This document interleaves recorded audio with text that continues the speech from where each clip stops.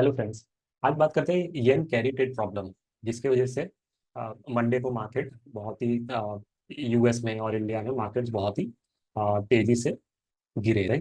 बहुत सारे लॉसेस हुए लोगों के, और निफ्टी भी काफी अराउंड 2% नीचे था। राइट। तो येन कैरी ट्रेड प्रॉब्लम है क्या? तो सबसे पहले डेफिनेशन देखते हैं कि कैरी ट्रेड क्या होता है। right? तो the trade involves investor borrowing in the currency of a place where interest rates are low, like Japan or China, and using it to invest in currencies where interest rates are higher, right?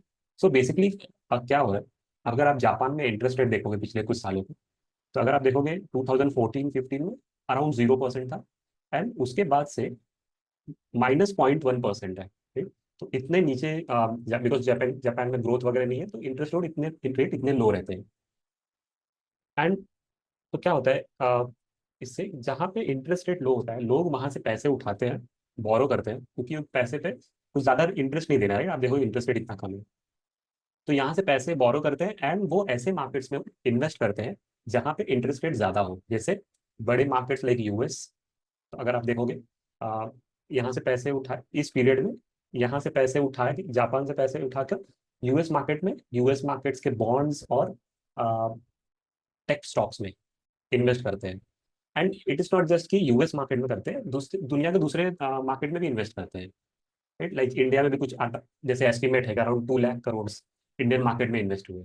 So basically क्या है, जब interest rate एक country में लो है, दूसरे country में interest rate high है, तो वहां से पैसे उठा के दूसरे कंट्री में इन्वेस्ट करते हैं। सेम इसमें भी कि दूसरे कंट्रीज या दूसरे वर्ल्ड में पैसे इन्वेस्ट होते हैं। राइट।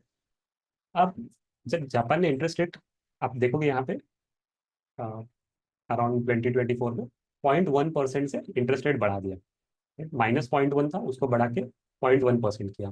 क्यों? क्योंकि आप देखोगे अभी इन्फ्लेशन दुनिया में हाई हो रहे हैं। राइट। आप देखोगे यूएस में या फिर यूके में, सब जगह इन्फ्लेशन हाई हो रहे हैं, इसलिए कंट्रीज जो है इंटरेस्ट रेट अप कर रहे थे। राइट। यूएस भी अपने इंटरेस्ट रेट ऊपर करके, जो उसके अराउंड 0, 1 या 2 होते थे, उसने बढ़ा के 5.5 तक ले गए। राइट।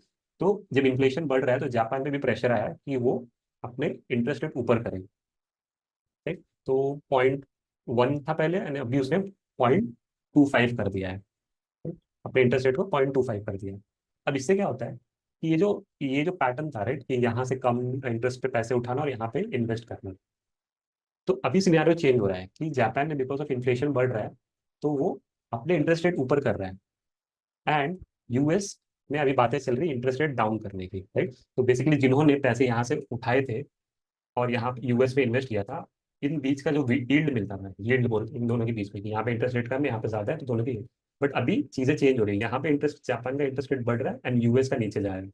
तो अब अगर जिसने भी इन्वेस्ट किया होगा, उसको जापान में ज्यादा पैसे देने पड़ेंगे। राइट, वापस जापान येन को खरीद के उसको, बिकॉज यहाँ से जब पैसे जापान से उठाए हैं, तो ऑब्वियसली वो रिटर्न भी करने पड़ेंगे। राइट।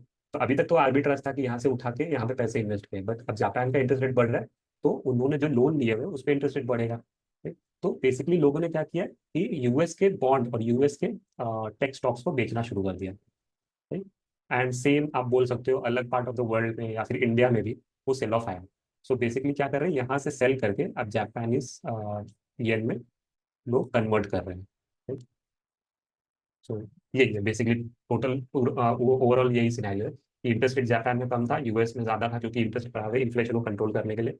उससे क्या होता है, जापान में भी इन्फ्लेशन था, एंड जापान को भी at the and interest rate बढ़ाना पड़ा। एंड इंटरेस्ट रेट बढ़ने की वजह से ये जो आर्बिट्राज था कि एक कंट्री में कम इंटरेस्ट है, एक में ज्यादा इंटरेस्ट है, तो वो वो आर्बिट्राज हटने लग गया, बिकॉज यूएस इंटरेस्ट रेट कम कर रहा है, तो यहाँ पे कम हो जाएंगे इनकम, और जो उन्होंने लोन लिया हुआ है जापान से, उसका रेट बढ़ जाएगा। तो वो मनी फ्लो जो है वापस जापान की तरफ जा रहे हैं, and because of that sell off हुआ यूएस एंड इंडियन मार्केट या वर्ल्ड के दूसरे मार्केट्स में। एंड जिसकी वजह से मार्केट्स डाउन गई। सो बेसिकली ये था पूरा ओवरऑल सिनेरियो।